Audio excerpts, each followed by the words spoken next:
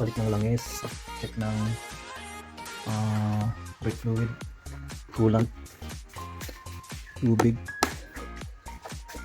balik ng oil filter, check ng belt condition, drive belt. Okay pa yung air filter, bago pa, linis pa. So i-blower ko na siya at vacuum. So naglinis na rin yung cover. So blower ko na lang ito mamaya bago ikabit. Ayan.